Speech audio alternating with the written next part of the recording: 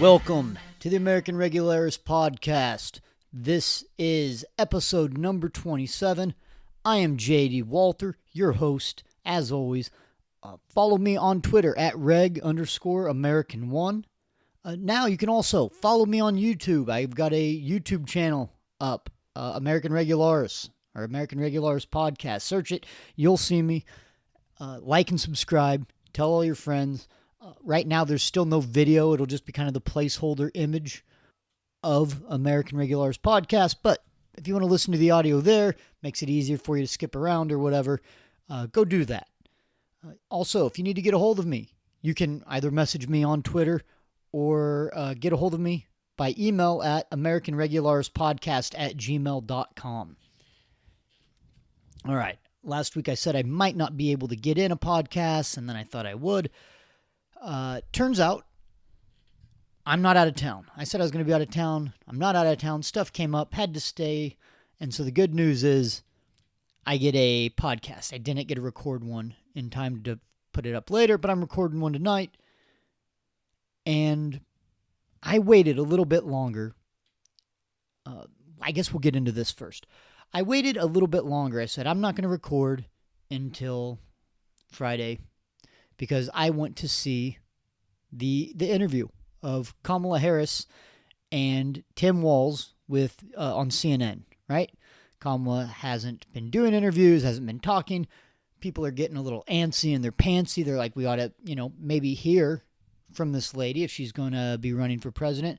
So she finally commits to an interview, but she needs Coach Dad by her side. I guess she couldn't put on her big girl pants and do it by herself. So they do this strange duet of an interview with Dana Bash. And I should have just recorded last night or the day before, because it was a pretty empty, hollow interview.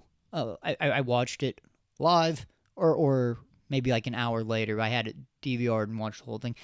I couldn't even find clips that I wanted to share with you guys. And I think, if anything, that's what I'm going to talk about, is just how lacking in substance that this interview was. It took an hour on CNN, and despite it taking an hour, it was so short. I think there are very brief press briefings that give way more substance and answers than what this hour-long time slot. It was not an hour-long interview. Or at least what we've seen wasn't an hour long. I heard reports that it was up to like 40 minutes or 45 minutes in length. I'm not sure on that. I haven't verified it. I'm sure I could. But what they did show us was just not a lot. First off, they're split in time on questions, Tim Walz and Kamala Harris.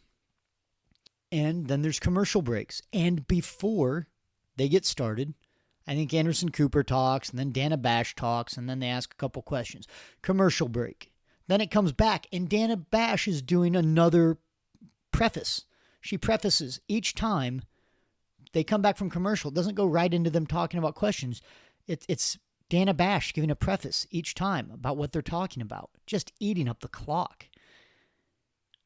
Overall, for this hour-long time slot, Kamala Harris speaks for around 16 minutes.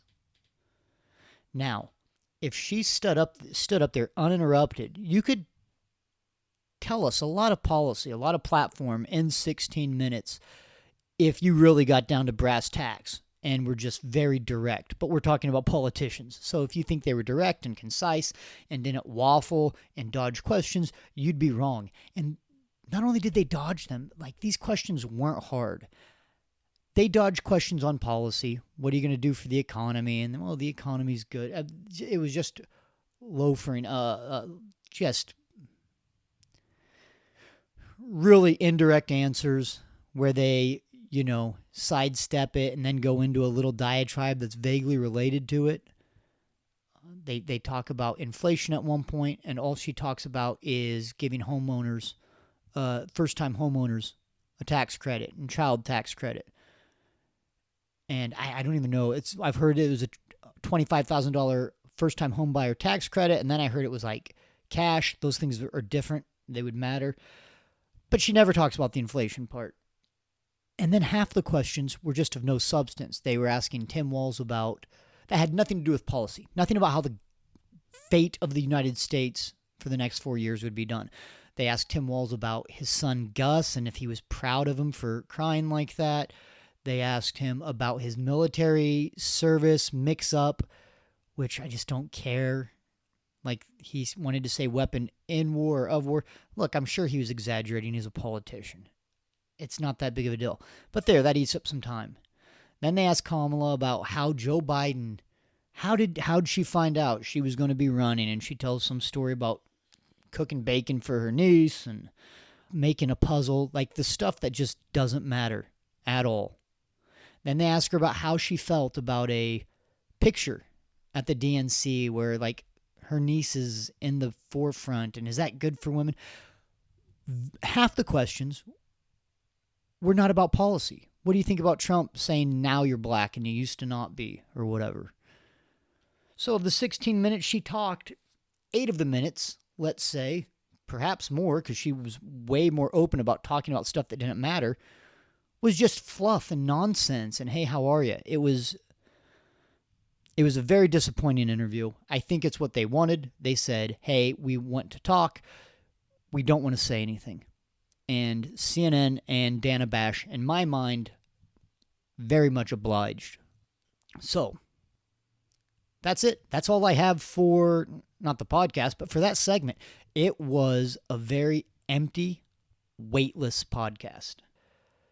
Just very little to gain from it. I gained nothing. I gained no insight from that interview other than the fact that it's just even more evident, I guess, that CNN wants to carry water for Kamala and Coach Dad. However, we've got other things to talk about. Last week, I talked about RFK Jr. endorsing Trump, and it was a good speech. I talked about how I liked it. I talked about how they ignored all the substance that he did give, which is just how the media works, right? One guy says substance, they keep it off the air. One lady says a bunch of fluff, and they give it a primetime viewership, right? But one of the things that I was most happy about was his Make America Healthy Again thing. I don't know if they call it MAHA or MAHA. I still don't know if it's MAGA or MAGA. I don't know. But RFK took the health industry to task. Our American health crisis of chronic disease and obesity and type 2 diabetes and all these chronic illnesses. He took it to task, and I thought it was very good. And now, if you don't think the media is in cahoots with just, I think Michael Malice calls it the cathedral. It's not like they're just there for Kamala and Tim Walz. They would drop them in a second if it's what the whole gestalt decided on. The media, the deep state, the bureaucrats, the elected officials that carry the water of the deep state. It's all one thing. Academia included, well, for the most part, right? So within 1 week of RFK giving this speech about the health crisis of this nation and directly calling out stuff like seed oils and ultra-processed foods and the chemicals, was atrazine and glyphosate and all this stuff. Time magazine, they put out an article on ultra-processed foods. And now were they saying, hey, Kennedy's got a point. We are the fattest nation in the world. Type 2 diabetes is like reaching this critical mass where like 2/3 of people in America are either diabetic or pre-diabetic for type 2 diabetes. Did they say stuff like that? No. Surprise. You guys probably guessed that before I finished the sentence. So the article was titled, "What if ultra-processed foods aren't as bad as you think?" Now, first off, I would argue that the general average Joe American, if you can amalgamate the U.S. population and come up with average Joe, he probably doesn't think ultra-processed foods are bad enough. So, right away, the title basically says, let's pump the brakes and not get too scared about these ultra-processed foods. Now, Twitter was alight with it, and apparently Time Magazine recognized a lot of feedback. And so within the day, if you search that article, it's not titled that anymore. It's now titled, Why One Dietitian is Speaking Up for Ultra-Processed Foods. That's a narrative shift. That's like Kamala saying, the border wall is racist and a product of a medieval policy. And now her saying, well, let's look how it's polling with the public. I'm going to build a wall. I'm going to help build that wall when we get, it's just the narrative shift. We'll lie and say what we need to say to not, step in it too bad. I'm going to read now some of this paragraphs, and we'll just break it down. I know this isn't necessarily a health podcast, but I think this is an important part. And, I get to talk about what I want. This is my show. And at the same time, I think it shows you just how willing they are to go against an issue that they don't want to fight on that battleground. Oh, well, we want to talk about abortion. We want to talk about Israel-Hamas maybe if we have to, even though they don't really want to talk about that one. We want to talk about the economy because everyone can pull out numbers on the economy. They can just make stuff up with Keynesian data and whatnot. But this health crisis, this is a real one. And damn it if we don't want to have to talk about real issues. And this one was supposed to be off the table. RFK's spoiling it for us. So, Wilson, who specializes, this is me reading from the article now. Wilson, who specializes in working with clients from marginalized groups, was irked. She felt that Van Tolken, this is basically, she's talking about reading a research paper that said processed foods are very bad, causing chronic disease, weight gain, diabetes, obesity, etc., etc. And the guy that wrote it was, or the experiment guy was named Van Tolken. She felt that Van Tolken's experiment was over-sensationalized and that the news coverage of it shamed people who regularly eat processed foods. In other words, the vast majority of Americans. Yeah, I don't know if it's trying to shame them, but yeah, it is critiquing the vast majority of Americans. That's the entire thing. The problem is, as RFK says, and as I agree with, is Americans are eating too much ultra-processed foods, and that's why we have health issues like the world has never seen in terms of chronic disease and obesity. So I don't know if it's shaming them, but yeah, it is going after the vast majority of Americans. That's the whole point. It's an epidemic, right? A real epidemic. All right. Particularly the millions. Okay, so in other words, the vast majority of Americans, particularly the millions who are food insecure or have limited access to fresh food. They also tend to be lower income and people of color. Yeah, there is this food insecurity thing I don't get. I lived most of my life in a tiny small town with a grocery store. We might not have had everything, and the aisles were packed with ultra-processed foods. There was meat and vegetables and fruit on the outside of it. You could get yogurt, right? If you had to get more stuff, we had to drive 30 miles or so to get to a bigger grocery store. But it was there. No one's food insecure. We have an obesity problem. If you want to argue good food, okay. But like I said, it was there, right? Now, I'm frequently in an area where I'll go into grocery stores in an inner city that is as poor as you can get, right?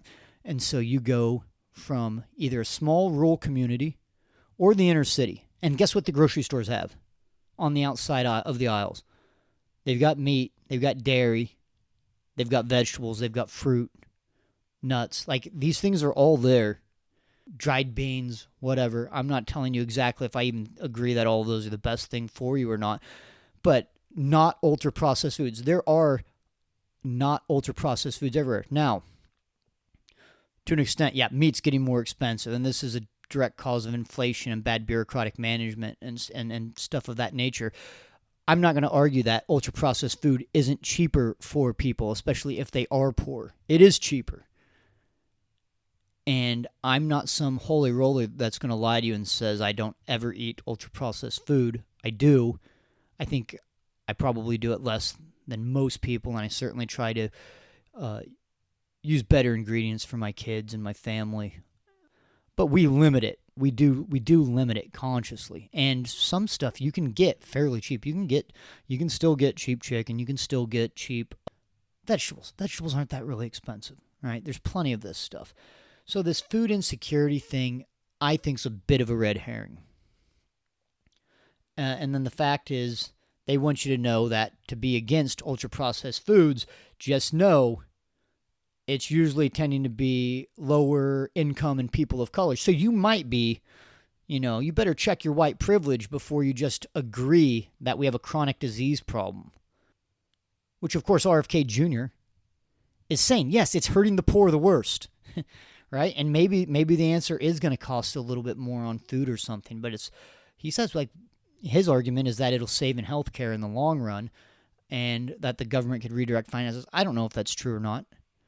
But I think to just say, what? Well, we can't say you're eating too much ultra-processed food because they're either poor or perhaps a person of color. So we just got to wash our hands of it. We can't say, hey, we could be doing healthier habits here. Right? And it's not just them. It's the majority of Americans. But be careful. You talk about ultra-processed foods, you could be racist. You could be checking white privilege. All right.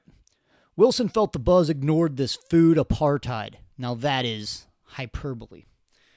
As well as the massive diversity of foods that can be considered ultra-processed. A category that includes everything from vegan meat replacements and non-dairy milks to potato chips and candy. Yeah, ultra-processed basically means everything's processed to an extent, almost, right? Once you cut the strip and the fillet off of a T-bone, that's in a sense, because you've cut it and taken it off the bone, those are in a sense processed, right? To a very minimal degree. It's not anything that's adverse for health. Ultra-processed means there's ingredients and cooking processes and food preparation methods that you would be unable to replicate in your house, right? So if you're not putting in red 40 and potassium sorbate,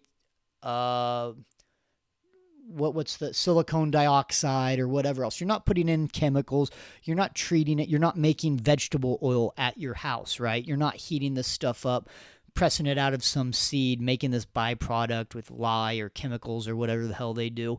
You're not making that stuff. That's ultra-processed. Now, this article also, and I will disagree with this, she's acting like vegan meat replacements and non-dairy milks are just healthy as can be. I don't buy that for a second. Make your own decisions. I'm not a nutritionist. I'm not going to tell you what to do. But I don't think a bunch of stuff pretending to be other stuff is good for you. I would say eat animal meat, eat eggs, eat vegetables and fruit. Like, it's pretty simple. Eat stuff that people might have ate in nature, not soy pea protein isolate tofurkey or whatever the hell. All right, so how can this entire food category, candy and potato chips, we're all on board. We know they're bad. How can it be something we're supposed to avoid, Wilson wondered. So she did her own experiment, and she tried to eat as much processed food as possible. Now, she doesn't always do the ultra-processed food. So she talks about eating, instead of eggs, she ate soy chorizo and replaced her thrown together lunches.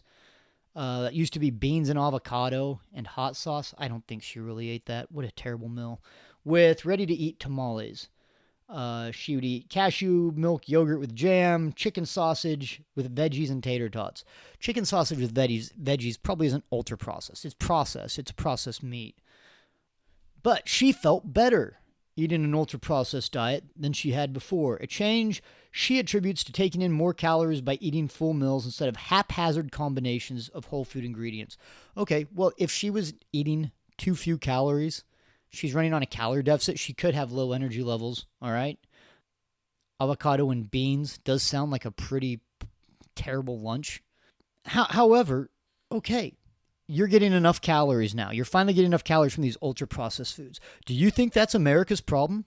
Is that we're not getting enough calories? Look out the window. There's a bus stop near my house, and when the kids are waiting there, it's like 10 out of 14 of them are fat, maybe more. Don't ask me to break that down into fractions. What is that?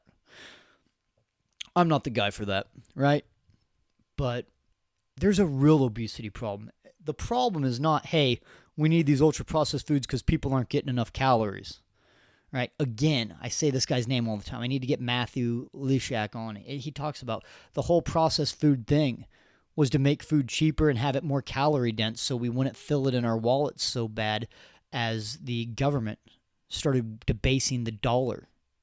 And then to say instead of haphazard combinations of whole food ingredients. Well, here's the thing about that. If you're carefully selecting and making sure you're eating whole food instead of ultra processed, it's not really that haphazard, is it? The haphazard definition is lacking any obvious principle of organization, right? You're just doing it all willy-nilly like. But you're already organizing it. You're saying you're going to abstain and omit ultra-processed foods to just eat natural things your body knows how to tolerate and digest and utilize. So, they write a piece in defense of the food industry within a week of one guy endorsing a presidential candidate who, in fairness, was a presidential candidate and I guess still kind of is technically, but he's not one of the main ones. Within 1 week of that, they got their marching orders and they're like, well, we got to defend this stuff. This is bad. Nestle could take you look at those corporations that own lots of different subsidiaries and smaller businesses, nothing like that's as big as the grocery industries. You look at like Nestle and Coca-Cola and all these high fructose corn syrup just conglomerates. You don't think not only do they got lobbies in Washington, you bet your bottom dollar they've got Time Magazine and CNN and whoever else on speed dial if need be. Don't think there's not a lobby group there. It's not just Big Pharma and the military-industrial complex. And we'll see these guys bare their teeth if RFK does get Trump to really come after him. So I thought that was interesting. It related to our topic last week. And I'm interested to see if this can't be a topic or a subject matter for the debate that really takes off and becomes a bigger issue of concern. I think there's a lot of people, a lot of independents, a lot of people on the left that might be pretty ho-hum about Kamala or Trump, right? Neither one's a Hall of Famer. But all of a sudden they go, well, this is a problem. I've got a fat niece or fat uncle or fat nephew, or my kid's he's pre-diabetic or whatever. That's going to, a lot of people, a lot of moms, which Trump is doing worse with generally, right, with the women, are going to find that appealing. And I think just a lot of parents in general. So it looks like the claws are coming out on that issue. RFK must have struck a nerve. All right. Now, generally on this podcast, I'm gonna move on to the next. Generally on this podcast, I've been doing a lot. In the beginning, we talked a lot on the Ukraine war, and it kind of felt like a lot of the episodes are more foreign policy than anything. I kept jumping back to Ukraine, Israel, right, and Hamas, Palestine. And then lately, we've been covering the election a lot. Thankfully, they gave us a little bit of a slower week. There is a local thing happening in Colorado, so it's not local to me, but if you've been paying attention, there is a suburb of Denver, Colorado called Aurora. I've been there several times. Nothing too crazy of note. Denver's a nice town, or it was. We'll see if it's not getting the San Francisco treatment. And in Aurora, Colorado, there is a little bit gang trouble, guys, and not your typical gang trouble. These are a new Venezuelan gang. Denver, as far as I understand, is a sanctuary city. And so, come on in. Everybody's welcome. Hold hands. Kumbaya. Everything will get better if we can just get in more people that don't agree with American culture, values, norms, or anything like that. It should all go along swimmingly. Or speak the language. And with this, you guessed it, there's a gang, a Venezuelan gang. Man, this is going to help Trump's case on the border, is all I'm going to say.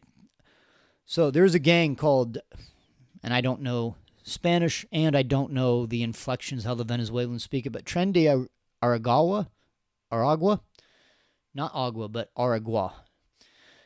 And They have taken over at least 4 apartment complexes in Aurora, and not like they bought them out or extorted them.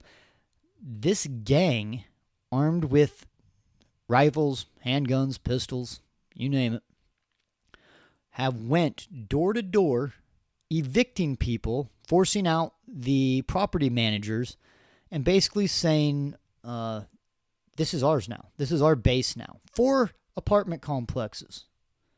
I don't know how big those are. Let's call them a small apartment complex is what? Maybe 20 units? 20 doors? Let's say 20. So that's 80 households have been evicted. It's probably more than that. Let's find out. Just a brief thing, and I don't have a whole lot of. I found this today. According to Wikipedia, these guys are known for human smuggling and money laundering. No, I think this was this is from the Axios article, not Wikipedia. From the Axios article, Tren de Aragua is known for human smuggling and money laundering, so that's great. Raises concern about the safety of residents and the safety of the newly arrived migrants from Venezuela, most of whom have no connection to criminal activity. This Axios article, by the way, was not a great article. I've taken clips out of it. We're not going to read the whole thing. So, Aurora and Denver police on Wednesday said that they are aware of Tren de Argua's presence in the Denver metro area and have tied the gang to some local unspecified crimes. So it's good that they're aware, and they've tied him to some crimes, but they're unspecified. Now, there's video after video. There's videos of people going door to door with weapons, kicking people out of their houses.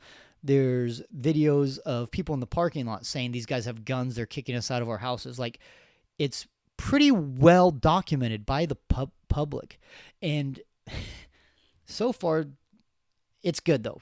Aurora and Denver police are aware of it. This has been going on for like 3 or 4 weeks, by the way. This isn't new. I don't know that they've had the 4 apartment complexes for the entire time, but they've had at least one for at least a couple weeks, and things have been getting very ugly for like the past month. So, KDVR on Wednesday obtained footage. KDVR's the local Denver news. I don't know what it stands for. Obtained footage of armed men approaching a unit at an Aurora apartment complex, but didn't confirm whether the men were gang members or just Venezuelan. Well, I think the fact that they're armed, and look, I'm as big a 2A as the next guy. I'm complete Second Amendment guy. If you hear reports, though, of a Venezuelan gang strong-arming people out of their apartments with weapons, and then you see Venezuelans with guns going to the apartment complexes that they're talking about, like, can we connect those dots? Like, I know sometimes the news loves to act like, well, we got to do our due diligence. We got to do our due diligence before we really solidify ourselves with and really plant our feet and make a declarative statement. They'll speculate when it suits them. They'll make wild speculations. But right now they're like, well, we're not sure.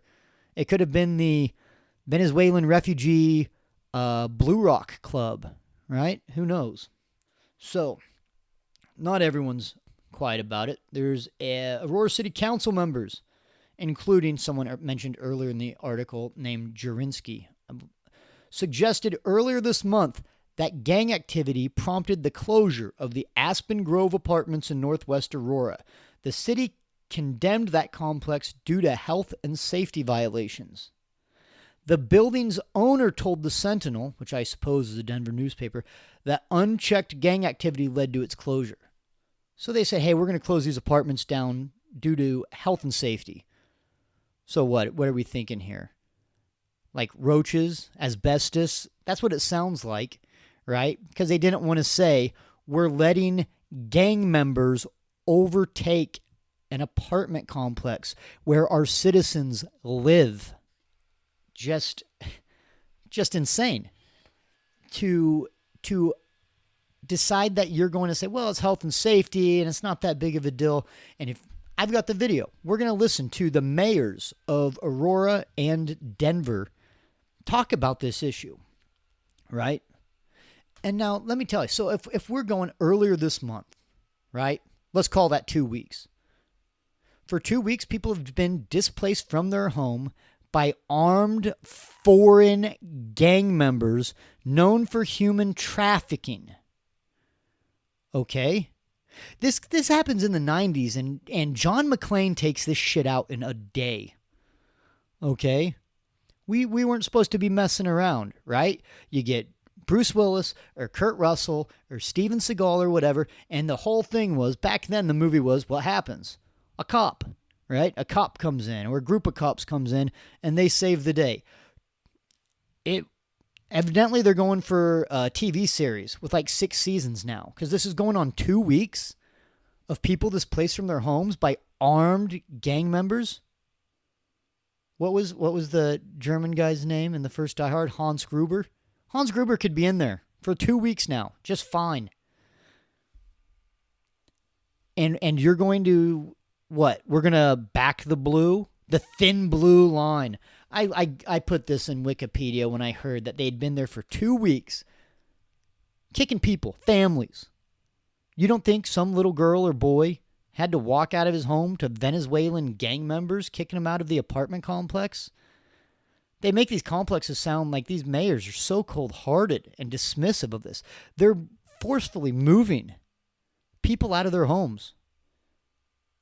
And the thin blue line, where are they? Sitting around with their thumbs up their ass, right?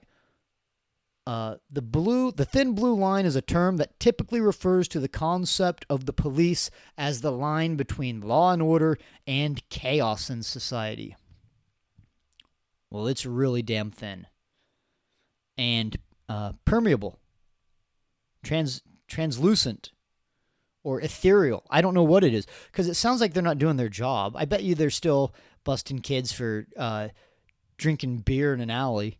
Or I'm betting traffic tickets haven't slowed down. Right? They might have wanted to pump the brakes on those, put a pin in it, we can go back to extorting money out of the general civilian, like, populace that's respectable, right? We can take a break from harassing them. And maybe we can focus on doing this thing that we shower ourselves with the words hero and courage and shit for. No. Weeks on end. Where are these guys at? All right. Let's look to see. Let's listen to this Next 9 News full conversation. Mayors say exaggerated migrant gang coverage is creating hysteria. This is going to sound a lot like Keir Starmer in Britain, just downplaying everything that's going on there and basically blaming it on the people that are perturbed by the violence. So let's listen to these guys. And I'm going to have to stop and talk a lot because these guys are terrible. Immoral. Our next conversation today is with Aurora Mayor Mike Kaufman and Denver Mayor Mike Johnston. Thank you both for being here. Welcome back to Next. Thanks for having us. So, for weeks, you have both acknowledged that the Venezuelan gang Tren de Agua is operating in your cities and that both of your police forces are trying to figure out how widespread their activity is and to make arrests. In the last 24 hours, this situation has received a lot of national media attention, primarily driven by Fox News and conservative media. So, given the now national... Don't worry, guys. We're going to let them know. Just going into this, there's a conservative slant to it. It's probably all political. These people getting driven out of their homes, they're just making a big stink out of it. They're trying to be political about getting kicked out of their homes. National interest in the situation that involves both of your cities, one that we've discussed now here locally for weeks. What is your primary message to the community? Mayor Kaufman? Well, the city of Aurora is the 51st largest city in America. We are a population of over 400,000. And this is isolated to several apartment complexes. And we are working jointly in terms of law enforcement, Denver, Aurora, state, federal partners in terms of addressing this. It's whether it's Tren de Agua or whether it's other criminal elements that are doing this is irrelevant. it's not irrelevant. It very much matters where they're from, because if you know that it's Tren de Aragua and you're letting in Venezuelan gang or people at an excessive rate, that there's a chance that there will be a higher portion, or excuse me, higher numbers eventually of Tren de Aragua, right? Secondly, it's not across the whole city. Okay, the city hasn't fallen. Great. It is isolated to several apartment complexes. That's not saying, hey, they took over a house or a building. Several apartment complexes. 4, to what I've heard. So, yeah, it's isolated. They didn't take over the 51st biggest city in America.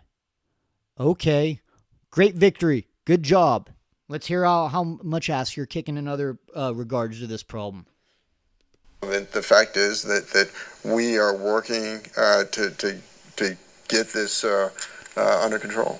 That work has gone on for weeks. In the last 24 hours, what has changed for people in the city of Aurora, in your government? Really nothing. I mean, we have on. That's been going on for weeks. You guys have been doing weeks. What's happened the last day? Nothing much. Nothing much. Good Wednesday special down at the cafe by the precinct, but other than that, not a lot. Ongoing operations that are continuing to address this. We made some significant arrests in this, and we will continue to do so until the problem is eliminated. What are you hearing in terms of feedback from the public, both local and non-local? Well, I think the problem is just an incredible exaggeration. It's not isolated to 3 apartment complexes. It is a citywide problem. And the governor has been texting me about his concern just about an image issue, and I think. Yeah, there it is. Well, we're very concerned about the image. And by the way, I've been on Twitter. I've looked up articles. I have not seen one person say it's the entire city of Aurora. What I heard them say is there are several apartment complexes taken over by a gang. No one said it's Escape from New York, Denver edition. No one said that. But that's still a bad look to have, like I said, 80 households. What if they're big apartment complexes? 160 households that have been evicted with armed foreign illegals controlling part of your city? It's their jurisdiction now. It's isolated. You guys are making a big stink out of it. Why don't you guys just calm down? Just a couple apartment complexes. There's plenty of streets. Look, we've got more homeless in Denver than ever before. You don't think these guys can't spend a couple weeks on the street while these nice Venezuelans just, occupy their homes? Radical. You guys are making, let's not be hyperbolic here. You're just displaced. They were displaced. They took your place fair and square, right? Welcome for, what is this, Venezuelan reparations? I think the city's been really unfairly painted with such a broad brush in this incident, and I'm not minimizing this incident. It's a serious Yes, incident, you but are. It's not the entire city.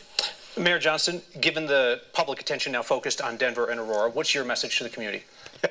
Now, that was the Aurora mayor speaking. Now you'll listen to the Denver mayor speaking. Okay. Yeah, for us, our clear message is we are aware of this. We've been monitoring it, and the situation is under control. Perfect. We're looking at it. We know it exists, and it's under control. It's under control by a gang of armed foreign human traffickers. But it's under control, and we do know it is It's been going on for weeks, and we do know about it. Okay, great. There's going to be no widespread gang activity in the city of Denver, and we're working hard on this with Mayor Kaufman's help and support. We know there are 50,000 newcomers who've come to this city. The great majority, 99.9% of them, are all here to work hard and play by the rules and try to build a better life for themselves. We know among any population, you'll have very small subsets of folks that don't follow the rules, and we hold those folks accountable. We actually know historically it's always true that we have lower levels of crime around migrants than we do among our general populations. Okay, so here's a couple things. First off, if they're illegal, and I assume if they aren't illegal, they should be, because they're armed foreign immigrants taking over several apartment complexes. So he's saying, look, these immigrants, They're all doing good, except for a very tiny amount. Now, it's still a significant amount in number, where if you put rifles and pistols in their hands, they can take over a part of our city. But for the most part, these are a bunch of good guys, and we really need to focus on that, right? These are just a few bad apples. Now, a few bad apples spoils the bushel. They're not spoiling the whole bushel. We already said not all of Aurora is under it. It's just a little bit of the bushel. Just like 80 to 160 households have been spoiled, right? You guys are making a big stink out of it. They're actually less violent. They break less crimes than the citizens of Aurora. Of course, what crimes? Because I've committed crimes. I'm sure I've sped too fast. I drank beer when I was underage, right? If I did that 20 times, I drank beer underage probably a lot more than that. And I probably sped more than that too, right? But, okay, so let's say I've broken 100 crimes. None of them have been armed.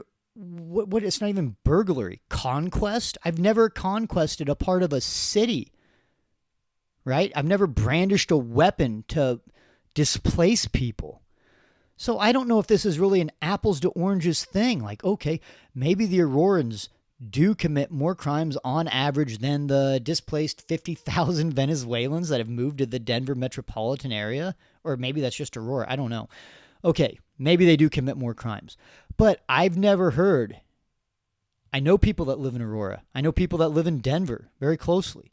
I've never heard anyone say, every once in a while those Aurorans get out of hand and take over an apartment complex or two. Actually, they do it at a higher rate than the human trafficking gang that's moving into town. So let's not be too harsh to judge.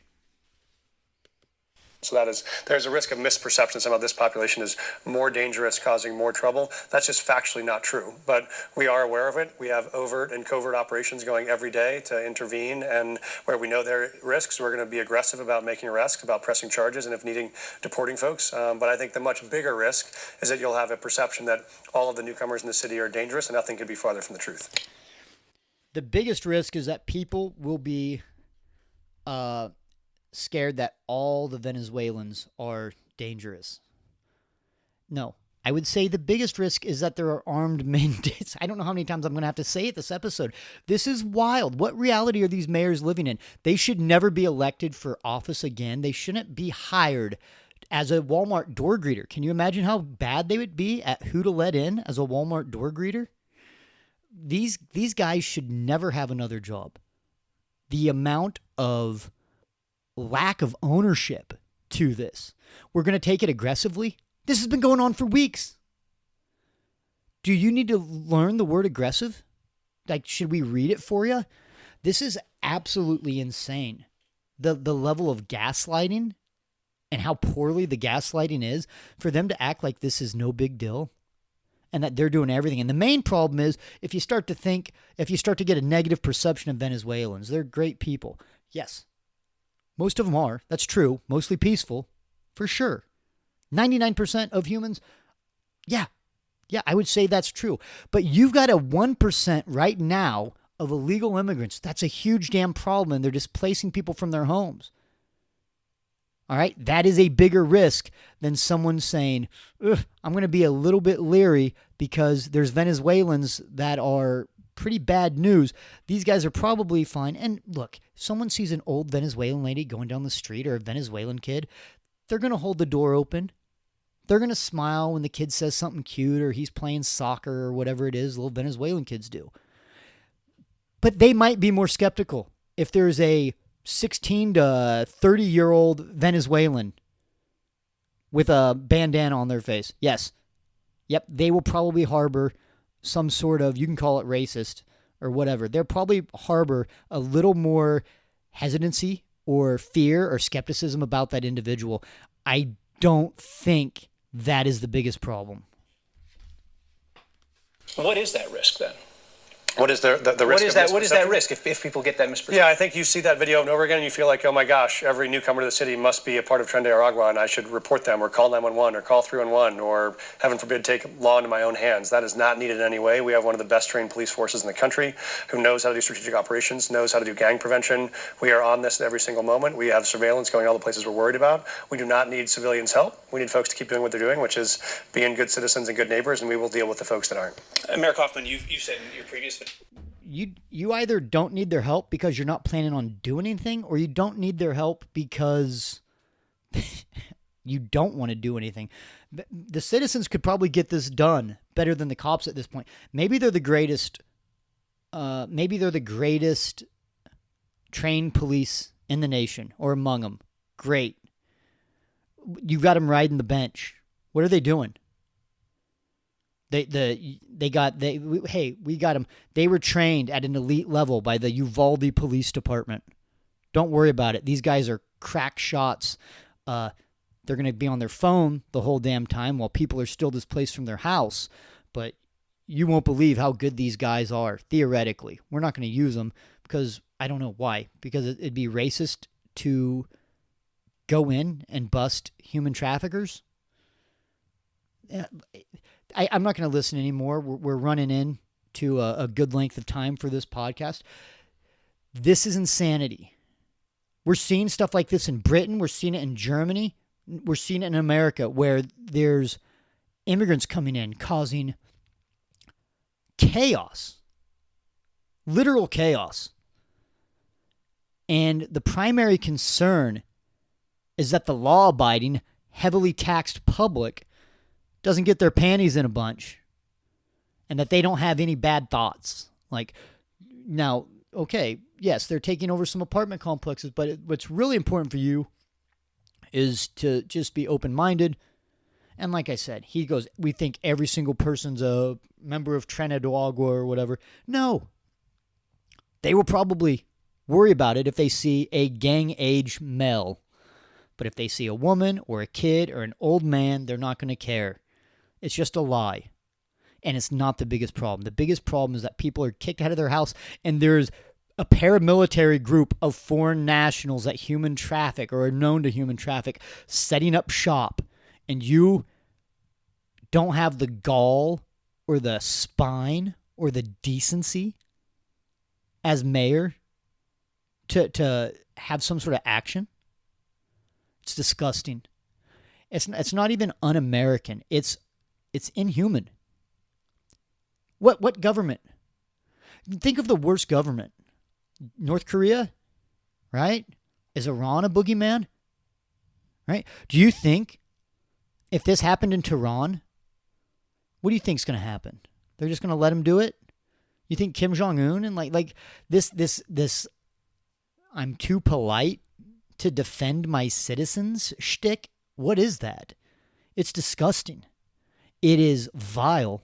And this guy, these two mayors, they're both named Mike, like one's Johnston and one's, I don't know what they are. These guys are culpable for any violence at this point, for weeks in on end.